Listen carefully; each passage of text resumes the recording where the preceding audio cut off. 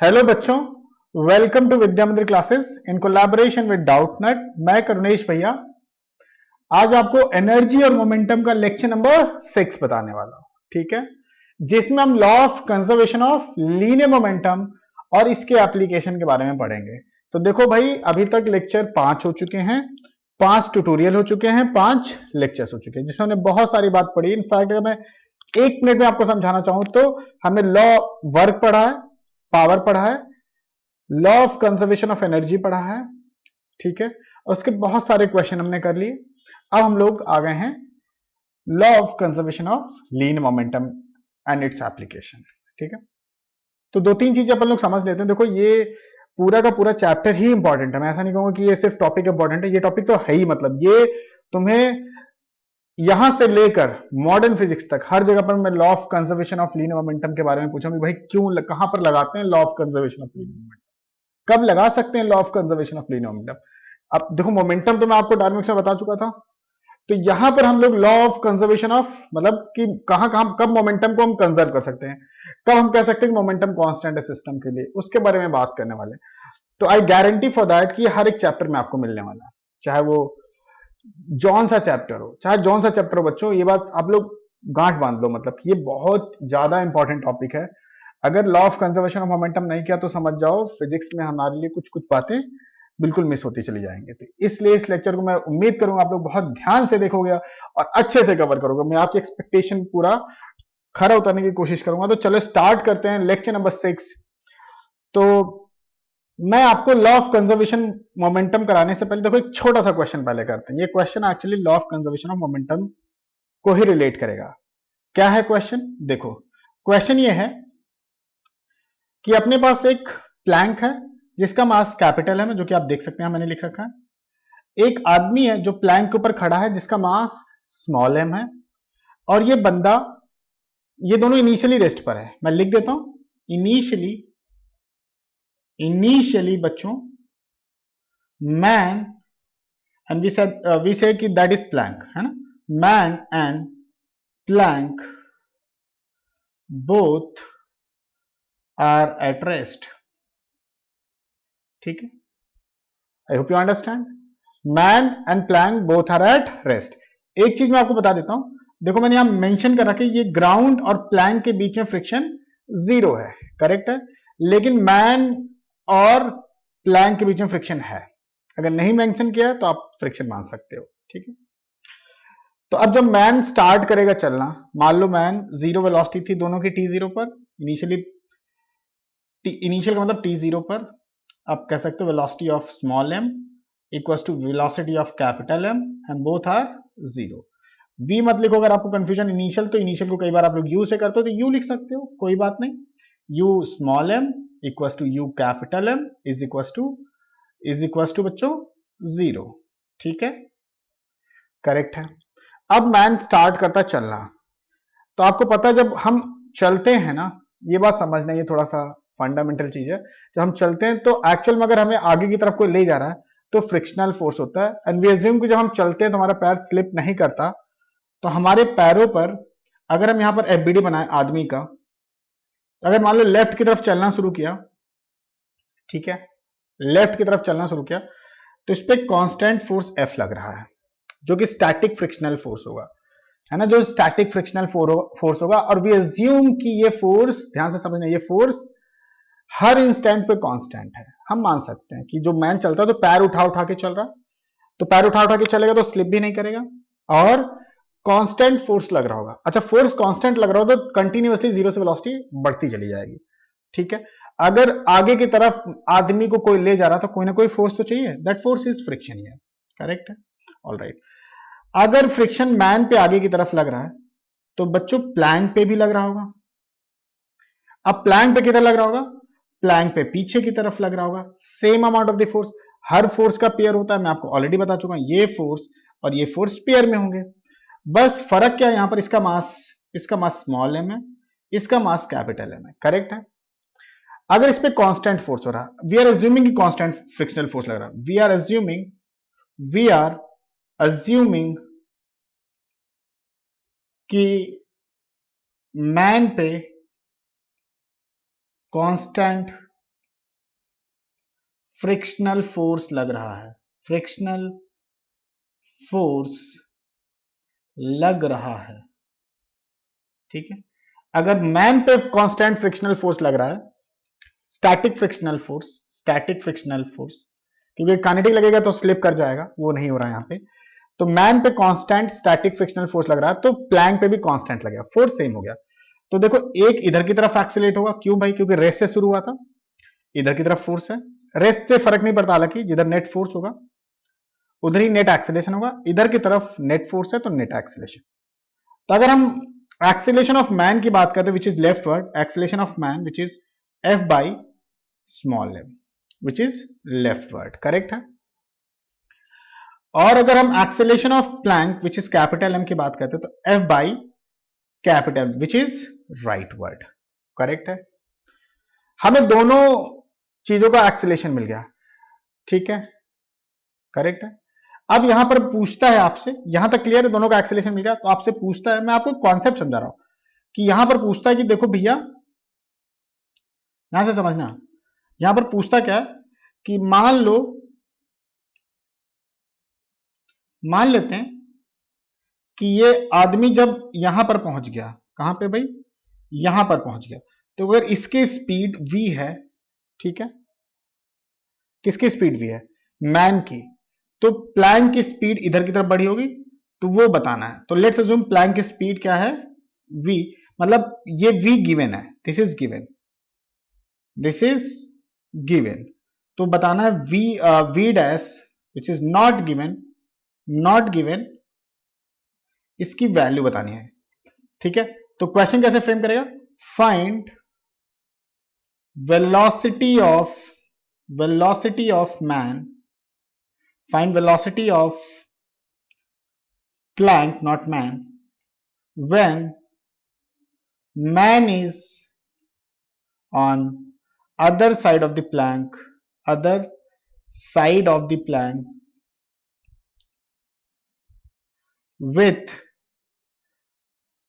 speed v, ठीक है। तो आपको यहां पर बेसिकली जो वेलोसिटी की, मतलब यहां वेलोसिटी स्पीड जो मर्जी लिखना चाहो डायरेक्शन के साथ लिख सकते हो आप लोग, यहां मैं वेलोसिटी लिख देता हूं वरना कंफ्यूजन आएगी आपको। वेलोसिटी डायरेक्शन दे दोगे तो वेलोसिटी हो जाएगा, डायरेक्शन नहीं बताओगे तो स्पीड हो जाएगा, करेक्ट है ये बात, इसमें तो कोई सोचने वाली बात ही नहीं है। तो velocity we can say v, अगर मैन दूसरे एंड पर v वेलोसिटी से पहुंचा है, तो प्लैंक की जो हमने v डैश वेलोसिटी मानी इन टर्म्स ऑफ u आंसर कर सकते हो। तो देखो बहुत आसान सी बात है, आपको पता है कि अगर 0 से चला है तो आफ्टर टाइम t के बाद मैन दूसरे एंड पे पहुंचा होगा और इस पे कांस्टेंट एक्सेलरेशन लग रहा है। अगर कांस्टेंट एक्सेलरेशन लग रहा है तो आफ्टर टाइम t के बाद हम मैन की वेलोसिटी का इक्वेशन लिख सकते हैं।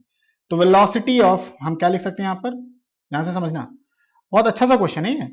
Velocity of man, velocity of man after time t, after time t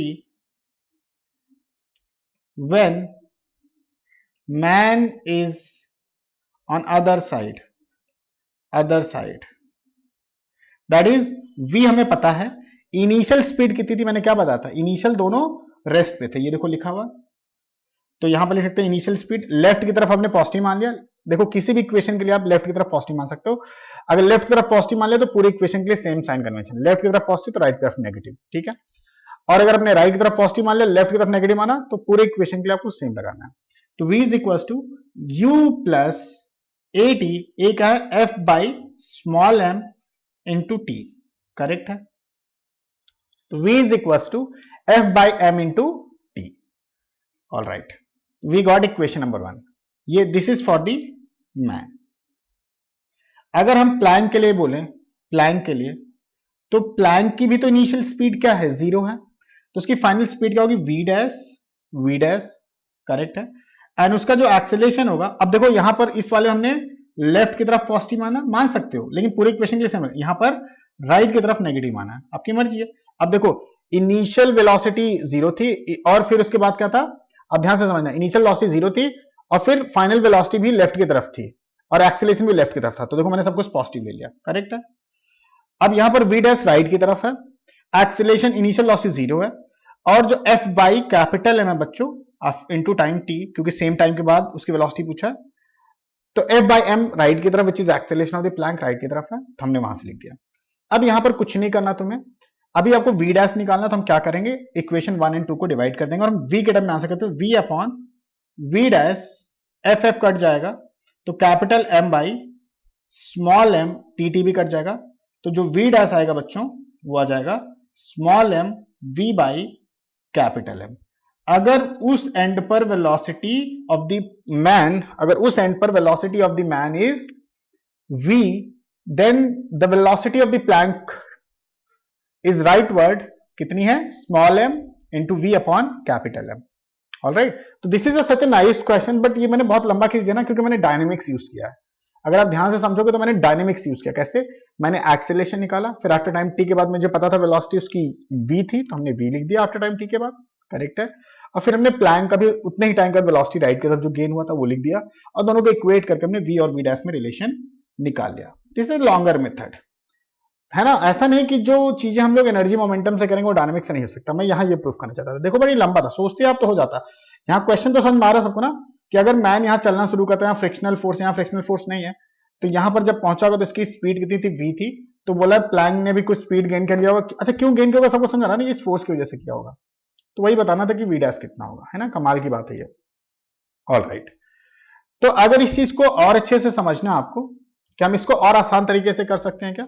yes, we can do it, like बहुत आसान से मेथड के साथ कर सकते हैं। तो आसान से मेथड क्या होगा, उसे हम बोलेंगे लॉ ऑफ कंजर्वेशन ऑफ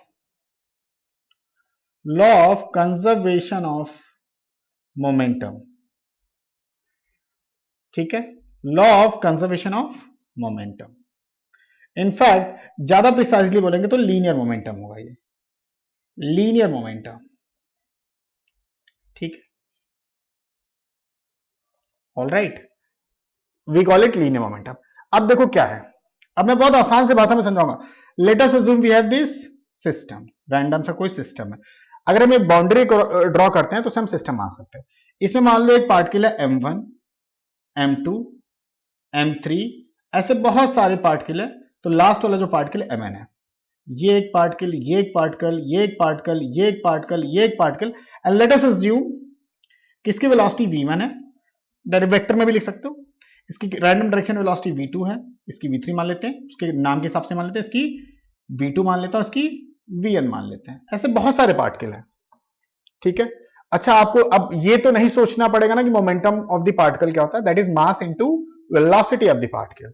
तो अगर बोले इस सिस्टम में जितने पार्टिकल्स हैं, ध्यान से समझना है, इस सिस्टम में जितने, ये बहुत ज्यादा इंपॉर्टेंट है जो मैं बता रहा हूं। मैं चाहता हूं अगले 10 मिनट सब फोकस करेंगे कि अगर इस सिस्टम का मोमेंटम लिखता हूं, तो मोमेंटम ऑफ द सिस्टम लिखूंगा तो क्या होगा, वेक्टर फॉर्म में लिखते हैं, तो p system equals to mass into velocity vector, direction नहीं पता, वेलोसिटी वेक्टर फॉर्म में लिख दिया, बहुत बढ़िया, plus m2 v2 vector plus m3 v3 vector, और nth वाले का लिखेंगे तो mn vn वेक्टर, करेक्ट। ऐसे करके मैंने पूरे सिस्टम का p सिस्टम लिख दिया। This is momentum of the system, we call this momentum of the system. बहुत बढ़िया बात है, मोमेंटम ऑफ द सिस्टम, ठीक है, करेक्ट है।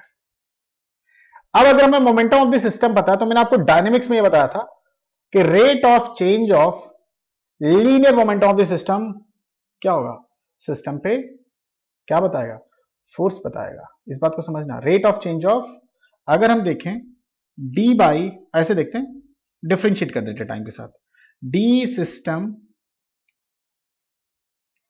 By dt is equal to mass constant है, तो जाएगा dv1 vector by dt vector plus m2 dv2 vector by dt vector plus dvn by dt vector, ठीक है। तो अगर हम इस सिस्टम के मोमेंटम को बस डिफरेंशिएट कर दिया टाइम से, और मैंने ऑलरेडी आपको बता दिया कि ये नेट फोर्स बताएगा सिस्टम में, नेट एक्सटर्नल फोर्स बताएगा। आई विल प्रूव इट कि नेट एक्सटर्नल फोर्स कैसे होगा, ठीक है। मैंने बोला अगर obviously momentum of the system पता है और उसको डिफरेंशिएट करते हैं टाइम के साथ, तो rate of change of linear momentum of the system is always net external force on the system, right. I prove it कि कैसे नेट एक्सटर्नल फोर्स होगा। Okay, let me prove it. ठीक है, तो D by D T of the system मैं बोलूंगा D P system of D T is equal to, अब velocity vector का डिफरेंशिएशन का होगा एक्सेलेरेशन वेक्टर होगा, इस बात को प्लीज ध्यान रखेंगे, m2 इंटू एक्सेलेरेशन वेक्टर 2, और ऐसे ही करके यहां भी मास होगा, सॉरी मैं मिस कर गया था, mn an वेक्टर होगा। करेक्ट है, बहुत अच्छी बात है। तो जो मास इंटू एक्सेलरेशन होता है ये क्या होता है, फोर्स होता है। अब एक बात समझना, बहुत छोटी सी बात है जो बहुत बच्चों को रियलाइज नहीं होती है, कि जैसे मैं इस वाले पर्टिकुलर पार्टिकल की बात कर रहा हूं, इस पे जो फोर्स लग रहा है वो हो सकता है कहीं बाहर से लग रहा हो। अगर इस सिस्टम के बाहर से फोर्स आ रहा होगा तो that is called external force 1। ध्यान रखना, अगर किसी बाउंड्री में बहुत सारे पार्टिकल्स हैं और पार्टिकल्स आपस में फोर्स लगा रहे हैं तो उसे हमने क्या बोला था, इंटरनल। अगर कोई बाउंड्री है उसके अंदर बहुत सारे पार्टिकल्स हैं आपस में फोर्स लगा रहे हैं तो उसे इंटरनल फोर्स। अगर सिस्टम के बाहर से फोर्स आ रहा है उसे क्या बोलेंगे, एक्सटर्नल फोर्स। मैंने डायनेमिक्स में बताया, अगर आपने लेक्चर्स नहीं देखे प्लीज देखें, आपको बहुत फायदा मिलेगा। जब समझते तभी फायदा होता है, ऐसे नहीं कि कोई आएगा जादू करेगा और आपको आ जाएगा, ऐसा नहीं होता बच्चों। ठीक है, फिजिक्स इज टोटली लॉजिकल, अब लॉजिक से पढ़ो तभी समझ में आता है। अब इधर से अगर हम देखेंगे तो F1 ने मान लो किसने लगा, 1 ने 3 पार्टिकल पे कुछ फोर्स लगा रखा, which is with in the system. अगर विद इन सिस्टम पार्टिकल एक दूसरे पे फोर्स लगाते हैं दैट इज कॉल्ड इंटरनल। तो एक्चुअल में जो मास इंटू एक्सेलरेशन होता है वो क्या होता है, mass of the particle into acceleration of the particle is always force, net force acting on the particle. ध्यान से समझना, किसी पार्टिकल का mass into acceleration is always net force acting on the particle. ये पक्की बात है, ये बात समझो, न्यूटन सेकंड लॉ है कि किसी पार्टिकल का मास पता है मुझे और एक्सेलरेशन पता है, तो जो अगर मास और नेट एक्सेलरेशन पता है, अगर हम मल्टीप्लाई कर देते ना, क्योंकि ये इसका डिफरेंशिएशन इसका नेट एक्सेलरेशन देगा, तो अगर उसको हम मल्टीप्लाई कर देंगे ना तो हमें एक्सेलरेशन मिल जाएगा, पक्की बात है। अब जो एक्सेलरेशन मिलेगा तो मास इंटू एक्सेलरेशन क्या देगा, नेट फोर्स देगा, ये उस पार्टिकल पे नेट फोर्स देगा। वो पार्टिकल का कोई इंटरनल एक्सटर्नल फोर्स नहीं होता। जब हम उसको सिस्टम ड्रॉ करते हैं, अब देखो जैसे यहां पर, अब यहां पर इसी पार्टिकल पे जो इसको मैं बोल सकता हूं कि जो फोर्सेस लग रहे होंगे एक्चुअली फोर्स है, ये फोर्स ऑन 1 पार्टिकल होगा। ठीक है, नेट फोर्स ऑन 1 पार्टिकल होगा। इसमें दोनों टाइप के फोर्स होंगे, एक्सटर्नल फोर्स भी होगा, तो मैं इसको एक्सटर्नल फोर्स 1 बोल रहा हूं, और इस पे इंटरनल फोर्स भी होगा बच्चों। ठीक है, इंटरनल फोर्स 1। अब ऐसे ही इसको हम लोग क्या लिख सकते हैं, F2 which is net force on the particle 2। इस पे दोनों टाइप के फोर्स होंगे, एक्सटर्नल 2 जो भी होगा, और यहां पर इंटरनल। ठीक है, अब एक बात है ना, अगर मैं सिर्फ पार्टिकल 1 पे बात करूंगा तो उस पे इन दोनों फोर्सेस का जो वेक्टर सम होगा वो हमेशा F1 होगा। इन दोनों का जो वेक्टर सम होगा, वेक्टर सम होगा, ये बात ध्यान में, ये वेक्टर में दिखा देता हूं फोर्सेस, कंफ्यूजन बिल्कुल ना है, वेक्टर में दिखा देता हूं, कंफ्यूजन बिल्कुल ना है। ठीक है, तो इन दोनों का जो वेक्टर सम होगा वो F2 होगा, और ऐसे करके Mn का भी होगा तो Mn का भी लिख देता हूं, कोई कंफ्यूजन तो आनी नहीं चाहिए। F एक्सटर्नल nth और F external internal, sorry internal nth particle. ठीक है, अगर मैं इस पूरे सिस्टम पे देखूं, अब ध्यान से समझना, अगर मैं इस पूरे सिस्टम पे देखूंगा ना तो सबसे इंटरेस्टिंग से पार्ट क्या होगी, सिस्टम के अंदर एक दूसरे पे फोर्स लगा रहा है, तो मतलब सिस्टम एक दूसरे पर ही फोर्स लगा रहा है, तो वो इंटरनल फोर्स होगा उसका सम 0 होगा। क्यों, क्योंकि वो सिस्टम के लिए तो सारे इंटरनल फोर्स हो गए और वो पेयर में एग्जिस्ट कर रहा हूं, तो एक दूसरे को कैंसिल कर रहे होंगे।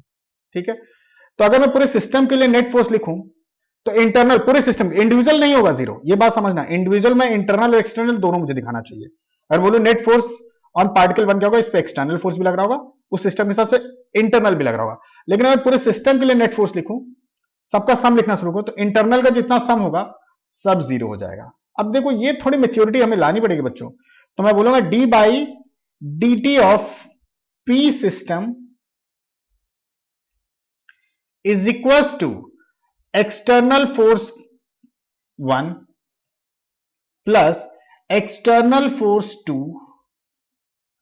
Plus external force nth, external force nth, correct, external force nth as sum of internal force is always 0 for system। Always है, दिस इज ऑलवेज ट्रू, क्योंकि इंटरनल, देखो इंटरनल फोर्सेस का मतलब यही है कि जो particles with in this system एक दूसरे पे फोर्सेस अप्लाई कर रहे हैं, तो उसका सम तो हमेशा जीरो होगा, क्योंकि वो पेयर जितना इक्वल लगेगा, इक्वल एंड ऑपोजिट फोर्स लगेगा, तो एक दूसरे को कैंसिल कर देंगे। जैसे मैं बोलूं कि देखो भाई ये मेरा फोन है, देखो ये फोन है, फोन देखा आपने, अब मैं इसको ऐसे रख रहा हूं, तो जो पार्टिकल एक दूसरे पे फोर्स लगा रहा हूं उसका सम जीरो होगा। अगर सोचो अगर उस पर एक्सटर्नल फोर्स होता तो एक्सीलरेट कर रहा होगा, है ना। तो ये सारे पार्टिकल जो इस फोन के अंदर जितने भी पार्टिकल्स होंगे, सारे इंटरनल फोर्सेस का सम जीरो होगा, वरना ये रेस्ट पर नहीं होता। I hope you understand. तो हमें क्या रियलाइज हो गया कि D by D T of P system बच्चों, D by D T of P system is always net external force का सम होता है। नेट एक्सटर्नल फोर्स मतलब आई इक्वल टू 1 से लेकर n तक का सम होगा, ठीक है।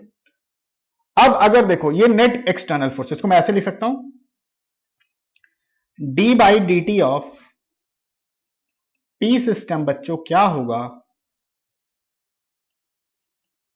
एक्सटर्नल फोर्स नेट, ठीक है।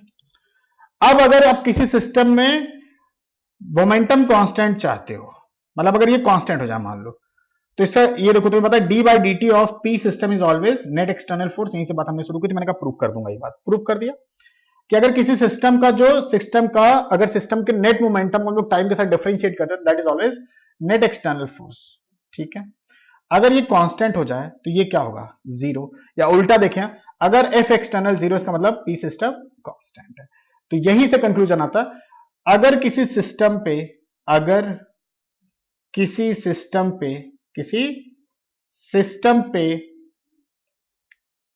नेट एक्सटर्नल फोर्स जीरो है, तो अगर किसी सिस्टम पे नेट एक्सटर्नल फोर्स जीरो है, तो उस सिस्टम का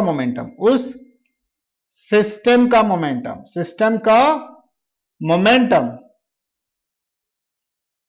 कांस्टेंट होगा, ठीक है, कांस्टेंट होगा। अंग्रेजी में भी लिख दूं क्या, if net external force on this system is zero,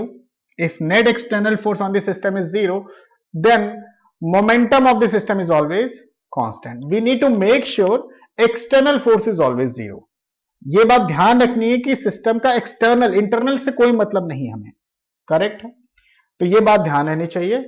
अब यही तो है law of conservation of linear momentum. अगर किसी सिस्टम, कंजर्वेशन का मतलब क्या होता है कि कांस्टेंट रहता है टाइम के साथ, वैरी नहीं करता।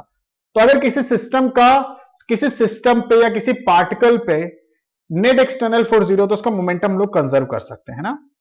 तो अंग्रेजी में अब लिख देता हूं, if net external force, Hindi viewers English viewer दोनों को थोड़ा अच्छा साइड लग जाए, if net external force on the system और particle is zero, then we can conserve momentum of system और पार्टिकल। बच्चों है ना, कमाल की बात है, बहुत कमाल की बात है ना। ये एकदम ऐसे डबल कोट में याद कर लो, ठीक है। अच्छा, अगर मान लो किसी सिस्टम पे एक्सटर्नल फोर्स जीरो है ना, मान लो किसी सिस्टम पे एक्सटर्नल फोर्स जीरो है, तो इसका ये सीधा सीधा मतलब होगा, क्योंकि देखो अब अगर net force external force zero है किसी सिस्टम में ना, इसका पक्का मतलब है कि हम उसके हर एक्सिस के अलोंग मोमेंटम कंजर्व कर सकते हैं। मतलब ये हो ही नहीं सकता कि किसी एक्सिस के अलोंग फोर्स हो और पूरे सिस्टम पे नेट फोर्स जीरो हो। ये पक्की बात है कि अगर net external force on the system is zero, तो वी कैन डायरेक्टली से एफ एक्सटर्नल एक्स, ये इंडिपेंडेंट होती है, तीनों एक्सिस एक दूसरे से इंडिपेंडेंट होती है। तो F external X is zero, F external Y is zero, F external Z is zero. इसका यह भी मतलब है कि हम पी एक्स कॉन्स्टेंट कर सकते हैं। इसका यह भी मतलब है कि हम पी वाई कॉन्स्टेंट कर सकते हैं। इसका यह भी मतलब है कि हम पी जेड भी कॉन्स्टेंट कर सकते हैं। कुछ सोचने वाली बात, मतलब हर एक्सिस के long law of conservation of linear momentum, तीनों एक्सिस के लॉन्ग लगाओ, कोई घबराने की बात, अगर किसी सिस्टम पे एक्सटर्नल फोर्स जीरो है, पूरा नेट फोर्स जीरो, इसका मतलब हम किसी भी इंडिविजुअल एक्सिस के along net external force zero होने की वजह से उस सिस्टम के अलॉन्ग हम उस सिस्टम के उस एक्सिस के along law of conservation of किसी भी एक्सिस के along law of conservation of linear momentum apply कर सकते हैं। अच्छा, कई बार ऐसा भी होगा बच्चों कि दो एक्सिस के अलॉन्ग नेट फोर्स, दो एक्सिस के अलॉन्ग फोर्सेस होंगे और एक किसी पर्टिकुलर एक्सिस के अलॉन्ग फोर्स नहीं होगा, तो हम उस पर्टिकुलर एक्सिस के अलॉन्ग भी कंजर्वेशन अप्लाई कर सकते हैं। अगर किसी पर्टिकुलर एक्सिस के अलॉन्ग, ये लिखो, बहुत इंपॉर्टेंट नोट है, बच्चों को समझ में नहीं आता, कहते यार सिस्टम पे फोर्स तो है, अरे भाई सिस्टम पे फोर्स है तो क्या हुआ, उस पर्टिकुलर एक्सिस पे नहीं है। तो अगर किसी पर्टिकुलर एक्सिस, अगर देखो हिंदी में लिखो बहुत मजा आएगा तुम्हें, अगर पर्टिकुलर किसी एक्सिस के अलोंग नेट फोर्स जीरो है, तो हम उस एक्सिस के along conservation of momentum apply कर सकते हैं, conservation of linear momentum apply कर सकते हैं। कमाल हो गया, ठीक है, हो गया ना। तो ये सारी बातें हमारे दिमाग में बैठ गई हैं। मैंने अगले 15 मिनट तुम्हें यह बताया कि हम कब लगा सकते हैं law of conservation of linear momentum. Conclusion याद कर लेते हैं, कंक्लूजन याद करते हैं। अगर किसी सिस्टम पे नेट एक्सटर्नल फोर्स, मतलब सिस्टम पर, मतलब उस सिस्टम पे नेट फोर्स जीरो है, हम किसी भी पर्टिकुलर एक्सिस के लॉन्ग मोमेंटम लगा सकते हैं, कंजर्वेशन मोमेंटम लगा सकते हैं, कोई दिक्कत नहीं होगी। और अगर मान लो किसी सिस्टम पे नेट फोर्स जीरो नहीं है, किसी पर्टिकुलर एक्सिस के लॉन्ग आपका नेट फोर्स जीरो है, तो हम उस पर्टिकुलर एक्सिस के लॉन्ग भी law of conservation of linear momentum apply कर सकते हैं। जिस एक्सिस के लॉन्ग फोर्स है उस एक्सिस के लॉन्ग मत लगाना, घबराहट वाली बात नहीं। अब जो मैंने ऊपर क्वेश्चन किया था, अगर आप डायरेक्टली यहां पर आए तो पहले ऊपर जाए, फिर से वहां देख कर आए, अच्छी बात नहीं है डायरेक्टली यहां पर पहुंचना। तो मैंने क्या बताया था, क्वेश्चन ये था कि एक प्लैंक है जो फ्रिक्शनलेस सरफेस पे रखा हुआ है, ठीक है। इस प्लैंक के ऊपर एक बंदा ऐसे करके खड़ा है, ठीक है, एक ऐसे बंदा खड़ा हुआ है, देखो, जिसका मास स्मॉल एम है और प्लैंक का मास कैपिटल एम है। मैन एंड प्लैंक के बीच में, ध्यान से समझना, मैन एंड प्लैंक के बीच में फ्रिक्शन है, बच्चों, ठीक है, करेक्ट है, बिल्कुल ठीक बात है। तो इनिशियली दोनों जीरो पे थे, u of the man equals to zero, u of the plank which is capital M is also zero, फेस पे था। मैन और प्लैंक के बीच में फ्रिक्शन है, प्लैंक और ग्राउंड के बीच में फ्रिक्शन नहीं है, स्मूथ है। अब मैन चलना शुरू करता है, ठीक है, अगर मैन चलना शुरू करता है जीरो वेलोसिटी से, तो जब मैन यहां पहुंच जाता है, ऐसे सोचो, कुछ v स्पीड से, तो इधर की तरफ प्लैंक कुछ v डैश स्पीड गेन कर चुका था, इसका मास स्मॉल एम, इसका कैपिटल एम है, ठीक है। तो आपसे v डैश पूछा था कि बताओ v डैश क्या होगा जब मैन दूसरे एंड पे पहुंच चुका है, वहां पर स्पीड v है, तो जो राइट साइड में प्लैंक की स्पीड v डैश हो चुकी वो बताओ। v इज गिवन, ये गिवन था, मास गिवन है, कैपिटल एम गिवन है, आपको v डैश बताना था in terms of v small M और कैपिटल एम, करेक्ट है। तो मैं कहूंगा भैया कोई दिक्कत नहीं है, सिस्टम। अब यहां पर अगर आपके दिमाग में आएगा, ऑब्वियसली आपने कहोगे भैया इतना सारी कहानी सुनाई, तो definitely law of conservation of linear momentum से सही सोचा आपने, कुछ गलत नहीं सोचा, बिल्कुल परफेक्ट सोचा। तो ये रहा आपका ग्राउंड। और मैंने कहा मैन और प्लैंक को एक सिस्टम मान लो, मैन एंड प्लैंक को एक सिस्टम मान लो। ये देखो मैंने बाउंड्री, जो डॉटेड बाउंड्री ड्रॉ की है, ये एक सिस्टम हो गया। फिर से ड्रॉ कर दूं क्या, कोई बहुत बड़ी बात नहीं यार। मैन और प्लैंक को मैंने एक सिस्टम मान लिया, है ना, ऐसे करके, ये देखो, ये ऐसे करके एक सिस्टम हमने मान लिया, जो मैंने बाउंड्री ड्रॉ कर दी। अगर अब इस पर तुम एक्सटर्नल फोर्स देखोगे तो वर्टिकल में तो बैलेंस हो चुका है, एन mg के बराबर हो रहा होगा, और हॉरिजॉन्टल में कोई फोर्स ही नहीं, क्योंकि जो फ्रिक्शन लग रहा है यहां पर वो मैन प्लैंक पे लगा रहा है और प्लैंक मैन पे लगा रहा है, तो इंटरनल हो गया। तो एक्चुअल में इसमें एक्सटर्नल फोर्स है ही नहीं कहीं पर, इस पूरे सिस्टम पे एक्सटर्नल फोर्स जीरो है ना। As we can see, as we can see, है ना, नेट एक्सटर्नल फोर्स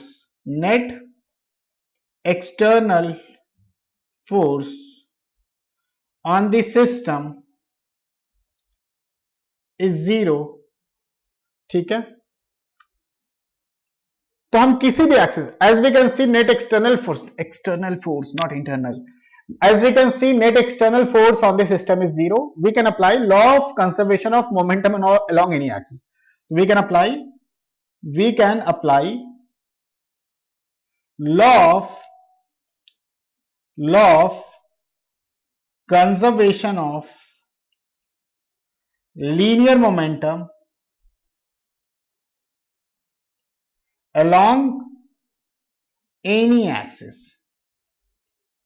ठीक है, तो हमने कहा बहुत अच्छी बात है, कंजर्वेशन ऑफ लीनियर मोमेंटम का मतलब है कि किसी भी एक्सिस के अलावा मोमेंटम कांस्टेंट कर सकते किसी भी टाइम पे, कि कोई दो इंस्टेंट लेंगे, क्योंकि नेट एक्सटर्नल फोर्स हमेशा 0 था, पूरे मोशन के दौरान नेट एक्सटर्नल फोर्स 0 है, तो हम कह सकते कभी लगाओ यार, कोई दिक्कत नहीं है।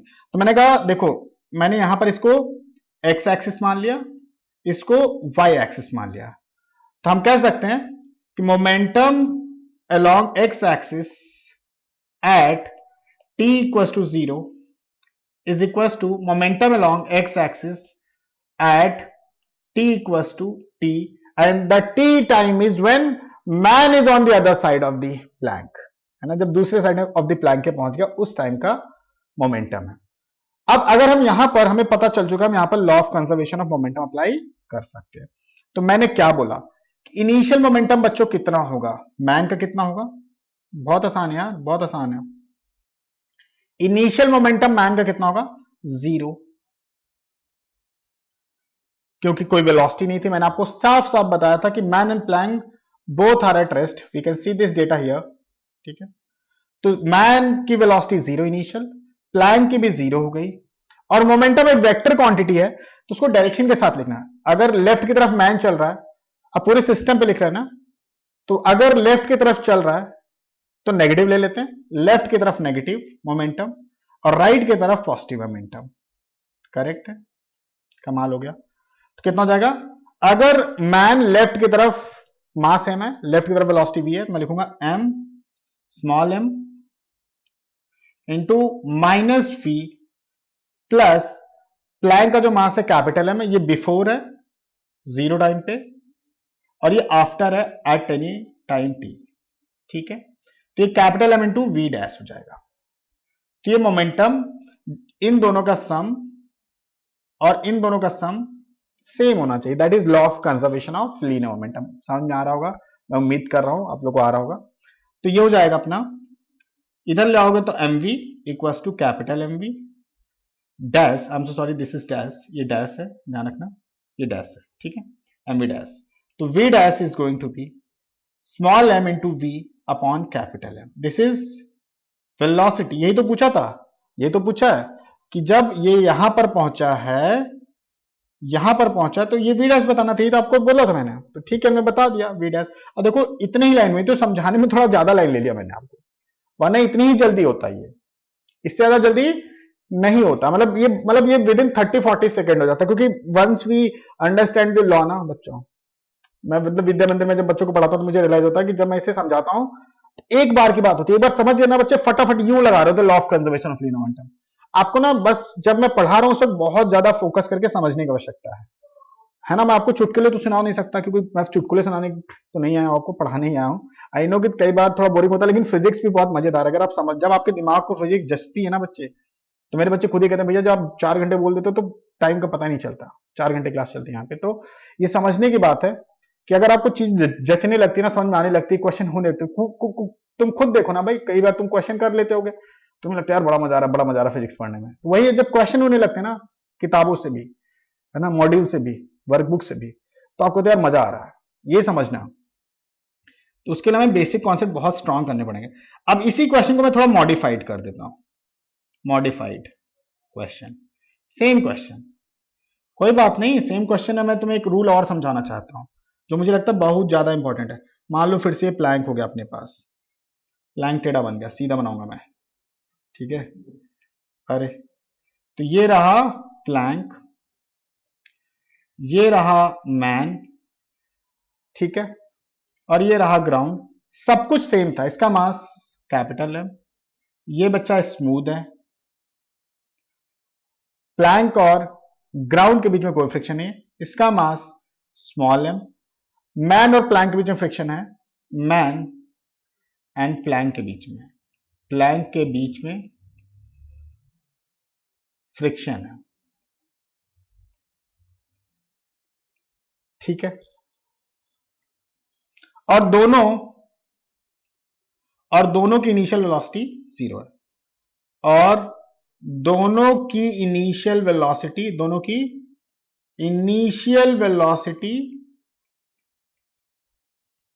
0 है, ठीक है। अब क्या हुआ कि आदमी चलना शुरू करता है इस ग्राउंड पे, ये देखो ग्राउंड पे, इसको ग्राउंड बना देता हूं, थोड़ा ऐसे करने से अच्छा हो जाता है, तो बेचारा प्लैंक इधर चला गया होगा ऐसे कुछ, है ना, और आदमी यहां चुका होगा, दोनों जीरो वेलोसिटी से शुरू करते, मैन चलना टक टक टक चलना शुरू करता है, दूसरे एंड पर आता है, और जब यहां पहुंचा था तो इसकी रिलेटिव वेलोसिटी दिया था, यूआर दिया था, यूआर मतलब रिलेटिव वेलोसिटी दिया था, if man is eight other and with relative velocity, yeah, we can say with velocity you are with respect to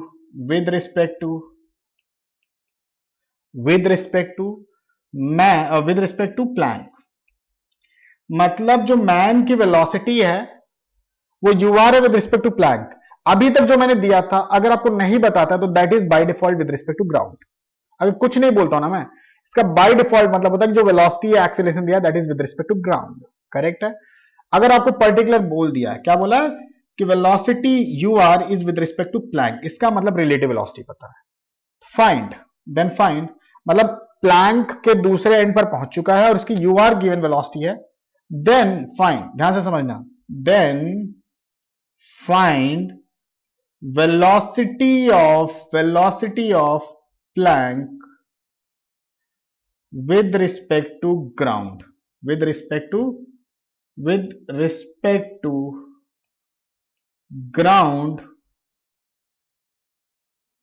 at this instant का मतलब है the instant man has ur velocity, ur मतलब velocity of man with respect to Planck। मैंने ये relative velocity का concept क्यों लिया, मैंने रिलेटिव वेलोसिटी का कॉन्सेप्ट इसलिए लिया क्योंकि बच्चों ध्यान से समझना, क्योंकि जब हम law of conservation of linear momentum लगाते तो हमें ग्राउंड से ही लगाना चाहिए, क्योंकि अगर आप किसी रिलेटिव वेलोसिटी के फ्रेम में लगाओगे तो हमें वहां सूडो फोर्स डालकर चेक करना पड़ेगा, तो थोड़ा टीडियस होता है, तो हम हमेशा law of conservation of linear momentum ground वाले फ्रेम में ही कन्वर्ट करके करते हैं, मतलब सारी वेलोसिटी को हम ग्राउंड में कन्वर्ट करते फिर अप्लाई करते हैं, इस बात को ध्यान रखेंगे। यही चीज मुझे सिखानी थी कि अगर यूआर दिया है तो ऐसा नहीं कि आप वेलोसिटी यूआर में लिखो, एक रिलेटिव में लिखो और एक ग्राउंड के साथ लिखो, है ना, ऐसा नहीं करना आपको, सारी वेलोसिटी ग्राउंड के साथ लिखो, समझ में आ रहा है क्या, सारी वेलोसिटी ग्राउंड में कन्वर्ट करो, मतलब हम बाय डिफॉल्ट अगर law of conservation of linear momentum apply करना चाहते हैं बाय डिफॉल्ट तो हम ग्राउंड से ही लगाएंगे। अगर तुम किसी और फ्रेम में एक्सेलरेटिंग फ्रेम में लगाना चाहते हो तो we have to definitely apply pseudo force, that is painful, तो हम लोग कहते हैं छोड़ो ना पेन को, हम सीधा ग्राउंड से लगा लेंगे। तो बाय डिफॉल्ट अगर हमें मानना है तो बाय डिफॉल्ट ध्यान रखना, by default we apply law of conservation of linear momentum with respect to ground, है ना। अगर किसी रिलेटिव फ्रेम में लगाना तो हमें सूडो फोर्स लगाना पड़ेगा जो कि पेनफुल होता है बच्चों, इसलिए पेनफुल का मतलब तुम सूडो फोर्स एक्स्ट्रा क्यों डालोगे, तो सब कुछ ग्राउंड से कन्वर्ट कर दो ना, दिक्कत होती है, मतलब ऐसा नहीं कि नहीं कर सकते हो, इम्पॉसिबल नहीं है, कर सकते हैं, डेफिनेटली कर सकते हैं, बहुत अच्छे से कर सकते हैं, बट हम अवॉइड करेंगे इनिशियली, जब हम थोड़े ज्यादा स्ट्रांग हो जाएगा, हमारा दिमाग बहुत चीजों को आसानी से एक्सेप्ट कर पाएगा ना, तब अप्लाई करेंगे उस रिलेटिव फ्रेम से, करेक्ट है। तो let us not think from other frame, जब कभी भी हमें अभी इस चैप्टर में लगाना होगा law of conservation of linear momentum will convert every single velocity with respect to ground, then will apply law of conservation of linear momentum with respect to ground. Alright, तो बस यहां पर भी देखो, अगर हम एक्सटर्नल फोर्स सिस्टम पे देखेंगे तो यहां पर एक्सटर्नल फोर्स सिस्टम पे क्या है, जीरो है, क्योंकि सेम क्वेश्चन है, सिर्फ वेलोसिटी की जगह पर मैंने रिलेटिव वेलोसिटी दे दिया था, बाकी सब कुछ सेम है। तो एज वी कैन, ये सिस्टम है, as we can see again, as we can see net external force on the system is zero, net external force, मैं सीधा शॉर्ट में लिखता हूं, ठीक है, as external force on system is zero, then px system पे हम constant कर सकते हैं। लास्ट टाइम भी हमने x के अलॉन्ग ही अप्लाई किया था, मैंने यहां मेंशन नहीं किया था, शायद आप लोग कंफ्यूज ना हो रहे हो, मैंने इसी एक्सिस के along law of conservation of momentum apply किया था, वो समझ में आना भी चाहिए, क्योंकि हम यहां कहीं भी लगा सकते थे, मैंने पूरे सिस्टम पे, और वर्टिकल वाई एक्सिस और जेड एक्सिस में तो कुछ मोमेंटम था ही नहीं, तो let's not worry about it, है ना। तो यहां पर F external on the system is zero, then we can apply, definitely we can apply P X system को कांस्टेंट बोल सकते हैं। बट अब देखो, इनिशियल और फाइनल मोमेंटम, मतलब इनिशियल में जब स्टार्ट किया था चलना शुरू, तो इनिशियल मोमेंटम और फाइनल मोमेंटम सेम होना चाहिए, but with respect to ground, ये बात ध्यान रखेंगे, विद रिस्पेक्ट टू ग्राउंड ही लगाएंगे, और किसी फ्रेम से अभी नहीं लगाओगे, जब बहुत ज्यादा निपुण हो जाओगे ना तब लगाना किसी और फ्रेम से। तो इनिशियल मोमेंटम कितना, मैन का जीरो, प्लैंक का जीरो, वेरी गुड। अब अगर हम मैन का मोमेंटम लिखें, ध्यान से समझना, मैन का मोमेंटम मैं लिखूं जब वो अदर एंड पे था, तो MUR नहीं लिख सकता, क्योंकि that is with respect to plank, तो हमें उसे ग्राउंड में बदलना है। तो अगर मुझे मैन की वेलोसिटी प्लैंक के साथ पता है, और प्लैंक की हमने मान लिया, अगर हमने मान लिया, देखो मैन की पता है UR, और इसी इंस्टेंट में प्लैंक की V मान ली, कैपिटल V मान ली, करेक्ट है। ये हमने विद रिस्पेक्ट टू ग्राउंड माना है, ये विद रिस्पेक्ट टू प्लैंक है। तो अगर हमें मैन की velocity with respect to plank पता है, ठीक है, और हमें प्लैंक की velocity with respect to ground पता है, तो अगर हम इन दोनों को ऐड करेंगे ना, वेक्टर समेशन करेंगे, तो हमें मैन की वेलोसिटी ग्राउंड के साथ पता चल जाएगी। कहोगे भैया पता नहीं क्या बोल गया आप, नहीं, मैंने कुछ अनाप शनाप बोला, या नोट डाल लो, फिर से देख लो, मैं ऑलरेडी बता चुका हूं। इसका मतलब velocity of man with respect to capital M equals to, vector में कैसे लिखते हो, U small m minus U capital M, correct है। ये दोनों ग्राउंड के साथ है, ये रिलेटिव है, इसी को मैंने UR वेक्टर बोला था। तो UR, U man with respect to ground, U plank with respect to ground, इसको थोड़ा और अरेंज किया तो UR vector plus U plank vector, that is UM। तो जो ये विद रिस्पेक्ट टू ग्राउंड आ रहा है मैन का, दैट इज इन दोनों का वेक्टर सम ही तो है, हमने अरेंज कर लिया। ये तो बेसिक डेफिनेशन है रिलेटिव वेलोसिटी की बच्चों, है ना, यही तो बेसिक डेफिनेशन है रिलेटिव वेलोसिटी की, करेक्ट है। तो इसका मतलब अगर ये इधर की तरफ UR है, इधर की तरफ VR है, तो इन दोनों को ऐड कैसे करते हैं, दोनों ऑपोजिट डायरेक्शन में। तब एक को बड़ा मान लो, अगर मैंने लेफ्ट की तरफ बड़ा माना तो UR माइनस V, ठीक है, इन दोनों वेक्टर्स को ऐड करना आता ना सबको, ऑपोजिट वेक्टर्स को सब्ट्रैक्ट कर लो, और जो बड़ा होगा उधर की तरफ नेट होगा। तो हमने मान लिया UR बड़ा है, तो सब्ट्रैक्ट किया, तो UR अगर बड़ा है तो UR माइनस V, इसका मतलब लेफ्ट की तरफ मोमेंटम होगा, और लेफ्ट की तरफ हमने नेगेटिव मोमेंटम मान लिया, करेक्ट है, और राइट की तरफ पॉजिटिव मोमेंटम मान लिया। ठीक, कितना हो जाएगा, M UR माइनस V, और ये लेफ्ट की तरफ है तो नेगेटिव लगा दिया, ये हमने इसको ग्राउंड के साथ बना दिया ऐड करके, करेक्ट है। प्लस जो प्लैंक का मोमेंटम है बच्चों, वो है M इंटू, ये तो ग्राउंड से ही माना था हमने, M इंटू V। तो ये क्वेश्चन नंबर 1 हो गया। अब इसी को अरेंज करते हैं, तो 0 इक्वल्स टू, इसको माइनस वाले को इधर ले आते हैं, कुछ ज्यादा मुश्किल नहीं है, तो 0 था तो ये हो जाएगा M UR minus V equals to MV। MUR minus small MV equals to capital MV, correct है। V को उधर ले गए, अरेंज किया, V कॉमन लिया, तो small m plus capital M equals to MUR बच्चों। तो जो V आएगा यहां पर MUR plus M plus capital M, small m plus capital M। This is the velocity of plank, velocity of plank with respect to ground, and ये सब दिया था, इसी के टर्म में हमने बता दिया। अब बच्चों देखो, मैंने इसको समझाने में कुछ 15 मिनट लिए और ये कॉन्सेप्ट था, मतलब ये दोनों क्वेश्चन को समझाने में मैंने आपको 15 मिनट और ले लिया। इसका मतलब आपको समझ में आना चाहिए कि कितना ज्यादा इंपॉर्टेंट है ये चीज।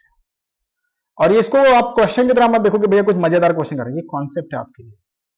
This is a fully functional concept. ये समझ डाला तो पूरी फिजिक्स आ जाएगी, ठीक है। मतलब ये इतना इंपॉर्टेंट है, मैं पूरी फिजिक्स की बात करूं, law of conservation of linear momentum, मतलब ऐसा नहीं कि सिर्फ यही समझोगे, मतलब ये पूरी फिजिक्स को समझने में बहुत बड़ा रोल करता है, बहुत इंपॉर्टेंट पार्ट मानता हूं मैं इसको, ठीक है बच्चों। तो आपको आई थिंक रिलेटिव वाली बात भी समझ में आ चुकी है, करेक्ट है। तो आई होप सबको समझ में आ रही है, छोटी छोटी बातें हैं, ये कोई बहुत बड़ी बात नहीं। मैं आपको बहुत मजेदार सा क्वेश्चन कराता हूं, बहुत मजेदार सा क्वेश्चन है। देखो, मान लो कैनन है, कैनन सुना आपने, तोप, ऐसे करके तोप के पहिए भी हैं, देखो ये। अच्छा, कैनन है तो यहां पे कुछ मैं वो बना देता हूं, ऐसे करके कैनन का वो है, कैनन में कैनन होल होता है, उससे हम कैनन बॉल थ्रो करते हैं। मान लो कैनन बॉल यहां पर दूसरे करल में डाल देता हूं, ये देखो कैनन बॉल। कैनन का मास कैपिटल एम, तोप का मास कैपिटल एम, तोप का जो गोला होता है उसका मास स्मॉल एम है, और एक ग्राउंड पे खड़ा हुआ। ये बहुत बहुत ज्यादा इंटरेस्टिंग क्वेश्चन है। मैं और इंटरेस्टिंग क्वेश्चन लूंगा, बट पहले चाहता हूं इसको आप समझ लें। एक तोप है और एक तोप का गोला, ये दोनों स्टेशनरी ऐसे खड़े हैं, ठीक है। तोप है और तोप का गोला दोनों स्टेशनरी ऐसे रखे हुए हैं, और इस ये जो हॉरिजॉन्टल से एंगल बना रहा है बच्चों, ये कुछ थीटा है, करेक्ट है। अब तोप से जो गोला था वो फायर हुआ with relative velocity U R इस डायरेक्शन में, थीटा के, मतलब हॉरिजॉन्टल से थीटा के साथ फायर किया। इसी इंस्टेंट पे तोप को रिकॉइल वेलोसिटी मिलती है। रिकॉइल मतलब अगर आपने बंदूक चला होगा, मतलब अरे मैं मजाक वाला मेले वाला बंदूक की बात करूं, तो आपको पीछे का धक्का मिलता है। मेले वाले बंदूक में जो देखा होगा आपने, से जो गुब्बारे फोड़ते हो ना उसमें, तो आपको हल्का पीछे धक्का मिलता है, उसको बोलते हैं रिकॉइल वेलोसिटी। आपके कंधे को जो धक्का मिलता है उसे बोलते हैं रिकॉइल वेलोसिटी। तो अगर आपने यूआर वेलोसिटी से इसको फायर किया है तो आपको कुछ ना कुछ रिकॉइल वेलोसिटी मिलती है, आपको कुछ ना कुछ रिकॉइल वेलोसिटी मिलती है बच्चों। तो यहां पर है, if we fire cannon ball, if we fire cannon ball with velocity ur with respect to cannon, with respect to cannon, then find velocity of cannon with respect to ground.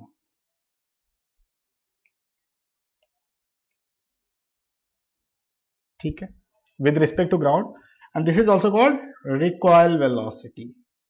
आपको recoil velocity बताना है, ठीक है। अच्छा, जो यूआर है ना, इसको नोजल वेलोसिटी भी बोलते हैं। अच्छा, नोजल वेलोसिटी मतलब जो नोजल है उसकी, नोजल इसको नोजल बोलते हैं, जो नली है इसको नोजल बोलते हैं। तो nozzle velocity by default relative ही होती है, रिलेटिव टू कैनन, ठीक है। तो नोजल वेलोसिटी आपको पता है, करेक्ट है, और इसे रिकॉइल वेलोसिटी बोलते हैं, दैट इज ट्रू। अब अगर हम यहां ध्यान से देखें बच्चों, तो हमें यहां पर नोजल वेलोसिटी और रिकॉइल वेलोसिटी ऑफ कैनन बताना है, ठीक है, अच्छी बात है। तो हमने कहा देखो ये रहा आपका सिस्टम, अब देखो कैसे क्लाइम होगा, ये रहा सिस्टम। हमें एक बात पक्के से पता है कि एक्स एक्सिस के मैं अगर सिस्टम में कैनन बॉल और कैनन दोनों ले रहा हूं, हमें पक्के से पता है कि सिस्टम पे इस एक्सिस के लॉन्ग कोई फोर्स नहीं, क्योंकि ड्रॉ करो तुम्हें कोई फोर्स नहीं दिख रहा, दिख रहा है क्या? कोई फोर्स, फ्रिक्शन नहीं है यहां पर, ठीक है। लेट्स अज्यूम फ्रिक्शन नहीं है, लेट्स अज्यूम फ्रिक्शन नहीं है, हालांकि बाद में फ्रिक्शन होगा तो भी कोई फर्क नहीं पड़ेगा, लेकिन लेट अस अज्यूम कि फ्रिक्शन है। आसान कर देता हूं क्वेश्चन, लेट अस अज्यूम कि friction is not here, no friction, smooth है सरफेस। काम आसान कर रहा हूं आपका, ठीक है, पक्के से तब तो आपको रिकॉल मिलेगा।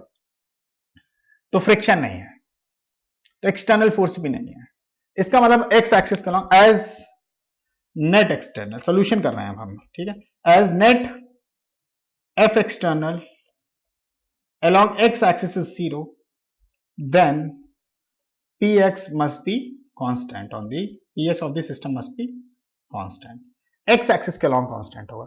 तो अगर इसका x एक्सिस के अलॉन्ग कंपोनेंट लेंगे बच्चों तो कितना आएगा इसके अलॉन्ग कंपोनेंट, इधर के अलॉन्ग कंपोनेंट जो आएगा वो आएगा ur cos theta, but this is relative velocity. अच्छा वर्टिकल भी आएगा, don't worry about it, vertical भी आएगा ur sin theta, but will check that later, क्योंकि हम x एक्सिस के अलॉन्ग ही कंजर्व। अगर मान लो y एक्सिस के अलॉन्ग फोर्स भी, तुम कहोगे भैया ऊपर की तरफ नॉर्मल फ्रॉम द ग्राउंड मिल रहा है और नीचे की तरफ वेट है, तो हो सकता है कुछ नेट फोर्स बैलेंस ना हो रहा, हो सकता है possibility, will talk about that later. But अभी हमें पक्के से पता कि एक्स एक्सिस के लॉन्ग नेट, वही दूसरा वाला पॉइंट, अगर किसी पर्टिकुलर एक्सिस के लॉन्ग, सोच लिया ना, अगर किसी पर्टिकुलर एक्सिस के long net external force zero है तो उस एक्सिस के लॉन्ग हम लोग कंजर्वेशन ऑफ मोमेंटम अप्लाई कर सकते हैं। हो सकता है वाई एक्सिस में not zero, but x axis में जीरो होने के बाद हम पक्के से देख के फिगर में बता सकते हैं एक्स एक्सिस के लॉन्ग कोई फोर्स नहीं लग रहा, ठीक है। As net external force is equal to zero, then P X equal to constant, P system P X of the system is always constant. तो बिफोर फायरिंग कितना था, बिफोर फायरिंग सीधा लॉ ऑफ, तो ये क्या कर सकते हैं, तो बिफोर फायरिंग मोमेंटम लिखते हैं, before firing and after firing हम लोग law of conservation of momentum apply कर सकते हैं। तो before firing and after firing, before firing is zero plus zero is equal to, ठीक है, zero plus zero equal to, अब देखो यहां पर यू आर दिया था, हमने कैनन की वेलोसिटी आफ्टर फायरिंग क्या मान लिया, देखो ये फायरिंग वेलोसिटी थी, तो कैनन की फायर करने के बाद वेलोसिटी में इधर की तरफ v मान लिया, करेक्ट है। तो अब देखो कैनन ये है, इसकी वेलोसिटी इधर की तरफ v है, मान लो कैनन बॉल यहां जस्ट निकला था, इसकी इधर की तरफ वेलोसिटी है यू आर कॉस थीटा। अब ये रिलेटिव वेलोसिटी है, इधर की तरफ है, तो हम इन दोनों को अगर ग्राउंड के साथ, ये ग्राउंड के साथ अगर इन दोनों को ऐड कर देंगे जैसा ऊपर बताया था, क्योंकि हमें ग्राउंड के साथ ही कन्वर्ट करना है, तो ये सारा किसके साथ होना चाहिए, विद रिस्पेक्ट टू ग्राउंड। मैं बार बार लिखता जा रहा हूं, मल्टीपल बोलने के बाद आपको समझ में आ जाता है। तब इन दोनों का वेक्टर सम होगा, तो लेट्स अज्यूम कि नेट जो है वो लेफ्ट की तरफ है, मान लिया कि जो, अब देखो इसका और इसका जो समेशन आएगा वो कैनन बॉल का ग्राउंड के साथ वेलोसिटी आएगा, और मान लिया v बड़ा है और यू आर छोटा है, तो ये बड़ा है तो नेट मोमेंटम लेफ्ट की तरफ होगा ऑफ द कैनन। तो क्या लिख सकते हैं, जीरो प्लस जीरो के साथ क्या लिख सकते हैं, इसको यहां काट के मैं यहां लिख लेता हूं ताकि कोई कंफ्यूजन आए, zero plus zero equal to small M, ठीक है, small M v minus U R cos theta, left की तरफ था तो माइनस लगा दिया हमने नेट, क्योंकि हमें v बड़ा था और यू आर कॉस थीटा छोटा था, ठीक है, v बड़ा था और यू आर कॉस थीटा छोटा था, करेक्ट है, और v बड़ा यू आर कॉस थीटा छोटा, तो नेट लेफ्ट की तरफ हो गया, करेक्ट है।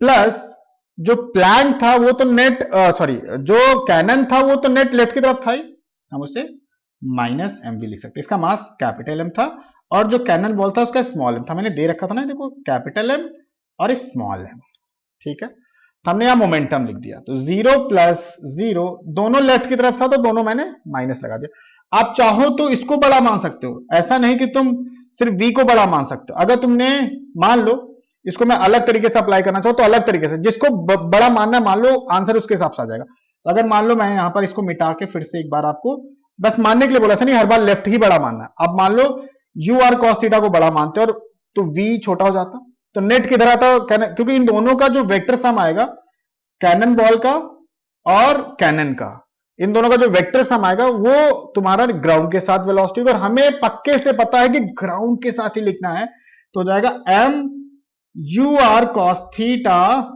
यू आर कॉस थीटा के साथ बड़ा मान रहा हो और v को छोटा मान रहा हो, तो नेट राइट की तरफ हो गया, तो ओवरऑल पॉजिटिव, इधर जीरो जीरो था भाई, ठीक है। प्लस प्लस नहीं, इस बार कैनन लेफ्ट की तरफ मूव कर रहा है तो माइनस एम वी। आप कहोगे भैया कैनन लेफ्ट की तरफ क्यों मूव कर रहा है, क्योंकि जब हम गन शॉट करते हैं तो जिधर गन शॉट होता है उसके ऑपोजिट डायरेक्शन में तो रिकॉइल मिलता है, हमें आइडिया था इसलिए हम डायरेक्शन मान लिया। आपको नहीं आइडिया तो आप किधर ही मान लो, आंसर आपका सही आ जाता है, चिंता मत करो, ठीक है। तो इसको अरेंज करते हैं, M U R cos theta minus M V equal to, उधर माइनस को उधर ले जाएंगे तो प्लस एम वी। अब इसको और इसको एक साथ अरेंज कर लेते हैं, तो v small m plus capital M equals to M U R cos theta, तो v equals to M U R cos theta upon small m plus capital M, है ना। और ये पॉजिटिव आ गया, इसका मतलब आपने बिल्कुल सही माना था। आई होप ये छोटी छोटी बातें आपको समझ में आ रही होगी। ठीक है ना, we got the recoil, this is called recoil और वेलोसिटी, रिकॉयल वेलोसिटी और velocity of cannon which is like जो इसे उल्टे डायरेक्शन में मिला हुआ है, तो हम बोल सकते हैं रिकॉयल वेलोसिटी। ठीक है बच्चों, बहुत कमाल की चीज है ये, समझना ध्यान से। तो हमें रिकॉयल वेलोसिटी मिल गई। अच्छा, एक बड़ी इंटरेस्टिंग सी बात आती है, क्या पता तुम्हें? देखो, अगर मैं इसका फिर से फिगर बना लेता हूं, देखो फिर से फिगर बना देता हूं ताकि आपको एक और इंटरेस्टिंग सा क्वेश्चन में इसमें इंट्रोड्यूस कर पाऊं। ये देखो, ठीक है, वो क्या था, मान लो फिर से दो पहिए मैंने इसके बना दिए और यहां पर मैंने नोजल बना दिया फिर से, ठीक है। और ये अब देखो वर्टिकल डायरेक्शन में, अगर तुम देखो वर्टिकल डायरेक्शन में इनिशियल मोमेंटम कितना था, रेस्ट पे था, तो वर्टिकल डायरेक्शन में अलोंग हमने along x axis momentum conserve किया, वाई एक्सिस को अलोंग देखते हैं, तो अलोंग वाई एक्सिस हमने देखा इनिशियल, अलोंग वाई एक्सिस बच्चों थोड़ा ध्यान से देखना, बहुत इंटरेस्टिंग सी बात है, फैक्ट की तरह समझना इसे। Along Y axis initial momentum of the system is 0 + 0, ball भी 0 पे है, कैनन भी 0 पे है। लेकिन अगर आफ्टर फायरिंग देखोगे तो वाई एक्सिस के अलोंग कैनन ने तो कोई मोमेंटम गेन नहीं किया, ठीक है, कैनन ने कोई मोमेंटम गेन नहीं किया, तो 0 लिख देते। लेकिन बॉल का इधर की तरफ कुछ मोमेंटम आ गया, that is U R sine theta. अगर आपने ध्यान दिया होगा ऊपर की तरफ वेलोसिटी आई थी, इसका मतलब ये M U R sine theta है ऊपर की तरफ, तो ये बैलेंस नहीं है, मतलब हम वाई एक्सिस के अलोंग मोमेंटम कंजर्व नहीं कर सकते। अब इसका मतलब क्या है कि नेट फोर्स 0 नहीं है वाई एक्सिस, इसका ये मतलब है, मैं लिखता हूं हिंदी में, इसका ये मतलब है कि वाई एक्सिस, कमाल की बात है, कोई नहीं बता रहा आपको ये बात, बहुत इंपॉर्टेंट बात है, कोई नोटिस ही नहीं करता। इसका ये मतलब है वाई एक्सिस के अलोंग नेट फोर्स 0 नहीं है, 0 नहीं है, ठीक है, लो कमाल की बात। तो क्या है एक्चुअल में, अगर मैं पूरे सिस्टम पे देखूं, सिस्टम पे नेट मोमेंटम ऊपर की तरफ आ रहा है, देखो फाइनल मोमेंटम 0 था और ऊपर मोमेंटम पॉजिटिव है, इसमें ऊपर की तरफ है, तो सिस्टम पे पूरा मोमेंटम ऊपर की तरफ है। अगर मैं सिस्टम का एफबीडी बनाऊं, ये लो दो पहिए और ये रहा कैनन नोजल, और अगर यहां पर हम लोग नोजल बना देते हैं और इसका एफबीडी बनाते हैं, तो ऊपर की तरफ नॉर्मल फ्रॉम द ग्राउंड आएगा और नीचे की तरफ small M plus capital M G, दो ही फोर्स आ रहा है। इसका यह मतलब है एनजी और small M plus capital M G balance नहीं हो रहा है, ठीक है। इसका मतलब small M plus capital M G balance नहीं हो रहा, क्योंकि इस पे नेट मोमेंटम ऊपर की तरफ, समझना, इस पे फाइनल मोमेंटम देखो इनिशियल 0 + 0 था and that is not equal to 0, तो इसका मतलब M U R sine theta जो है, अब नेट मोमेंटम अगर ऊपर की तरफ, इसका मतलब नेट फोर्स ऊपर की तरफ लगा है, इसका मतलब N G is greater than small M plus capital M, ये बात समझना। इसका मतलब जो नॉर्मल मिल रहा है ग्राउंड से वो small M plus capital M से बड़ा है, इसका मतलब नॉर्मल जो मिल रहा है ग्राउंड से वो small M plus capital M से बड़ा, इसमें मतलब दोनों बैलेंस नहीं हो रहे, हर बार बैलेंस नहीं होता, फायरिंग के दौरान नॉर्मल बहुत बड़ा हो गया होगा, एक्चुअली बहुत बड़ा हो जाता है ये बहुत बड़ा हो जाता है, क्योंकि बहुत छोटे टाइम में मोमेंटम चेंज हुआ।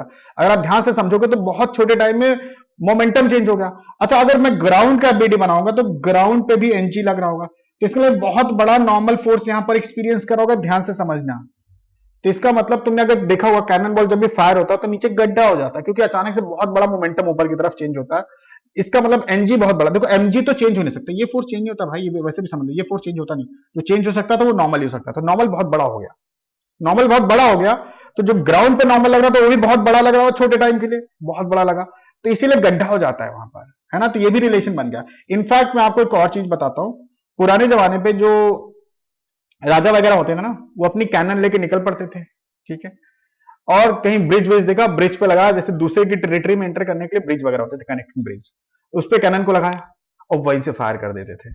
अगर कैनन सोचो ब्रिज से फायर करेंगे तो क्या होगा, क्योंकि देखो ग्राउंड है तो झेल सकता है तुम्हारा इतना नॉर्मल फोर्स, बट ब्रिज पे लगाओगे ना तो जब फायरिंग करेगा ना तो इतना बड़ा मोमेंटम झेल नहीं पाएगा, जो चेंज हो, जो नॉर्मल फोर्स अचानक से इतना बड़ा हो जाता है कि वो झेल नहीं सकता है, तो फायर करते ही ना वो ब्रिज टूट जाता था, तो वो उसी में सारे मर जाते थे। मतलब आई hope you understand the gist कि भैया यहां पर अगर फायरिंग होती है तो एक बहुत बड़ा मोमेंटम चेंज होता है, जिसकी वजह से ग्राउंड बहुत बड़ा नॉर्मल फोर्स एक्सपीरियंस करता है, जिसकी वजह से गड्ढा हो जाता है। ये कैनन बॉल में सिग्निफिकेंट दिखेगा, बंदूक मारते वक्त नहीं दिखेगा तुम्हें। बंदूक में तो छोटा सा चेंज होता है, बहुत बड़ा चेंज नहीं होता।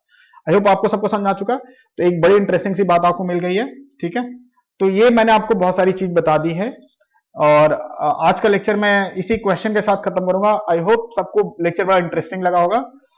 मैंने आपको आम आदमी की भाषा में लेक्चर समझाने की कोशिश किया था, बट देखो फिजिक्स है तो बहुत सारे टेक्निकल टर्म भी आते हैं, ठीक है, और आपको समझना भी चाहिए टेक्निकल टर्म्स में। और बहुत अच्छे से रिवाइज करें बच्चों, देखो बहुत अच्छी अच्छी चीजें मैंने बताई है। अगली क्लास में मैं 3-4 बहुत अच्छे क्वेश्चन ट्यूटोरियल क्लास में कराऊंगा, ठीक है, वो जरूर अटेंड करना। ये तो समझ दिया होगा आई एम श्योर सबने। ट्यूटोरियल क्लास कि जो क्वेश्चन है ना इतने ज्यादा इंपॉर्टेंट है, आपको समझ में आएगा, अरे मजा आ जाएगा तुमको सुन के, तो वो कर लेना अच्छे से। तो आपका law of conservation of linear momentum एकदम मस्त हो जाएगा, एकदम आप कभी भी गलती नहीं करोगे। बट अगर आपको एक बार में लेक्चर नहीं समझ आता, 2 बार देखो, घर में बैठो क्या ही करोगे, 2 बार देख लो, 3 बार देख लो, लेकिन देखो जरूर, ठीक है, पूरा पूरा देखो, शांति से बैठ के देखो, सारी बात सुनने की कोशिश करो, ठीक है बच्चों। तो चलो बाय बाय, घर पे सेफ रहो, स्वस्थ रहो, थैंक यू।